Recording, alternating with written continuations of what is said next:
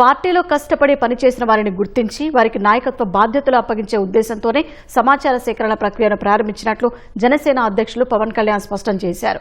మంగళగిరిలో పార్టీ కేంద్ర కార్యాలయం నుంచి సమాచార సేకరణ పరిశీలకులతో పవన్ వీడియో కాన్ఫరెన్స్ నిర్వహించారు. దరఖాస్తుల స్వీకరణ, సమాచారం క్రోడీకరణ ప్రక్రియలు సాగుతున్న విధానంపై పవన్ ఆరా తీశారు. పార్టీ నిర్దేశించిన విధి విధానాలను అనుసరించాలని సూచించారు. ప్రజాసమయుతంగా పారదర్శకంగా చేస్తున్న ఈ ప్రక్రియను విజయవంతం చేయాలని పవన్ కోరారు. పార్టీ కోసం కష్టపడిన ప్రతి జన సైనికుడికి గుర్తింపు కల్పించడమే ఈ కార్యక్రమం యొక్క ప్రధాన ఉద్దేశం. నాయకులందరికీ కూడా, పరిశీలకులందరికీ కూడా నా అభ్యర్థన ఏంటంటే మీరు పార్టీ నిర్ణయించిన విధానాన్ని పాటించండి. ఎందుకంటే దీని వెనుక ఒక 14 సంవత్సరాల కృషి ఉంది.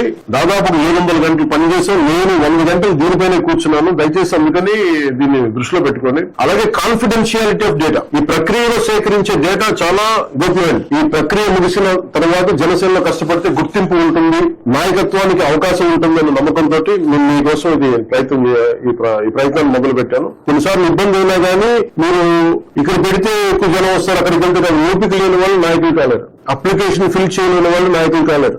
ఓపిక కూడా లేదు, మాకు అప్లికేషన్ రాలేకపోతున్నాం, మా కన్వీన్స్ ఉంటే నాయకులు డోర్ దగ్గరికి రారు. ఇది మొదటి విడత మట్టుకే. అందుకని దీన్ని బట్టి ఇంకేమైనా ఫర్దర్ కరెక్షన్స్ ఏమైనా ఉంటాయంటే ఒక 1 వీక్ తర్వాత దీన్ని బట్టి ఆలోచిద్దాం.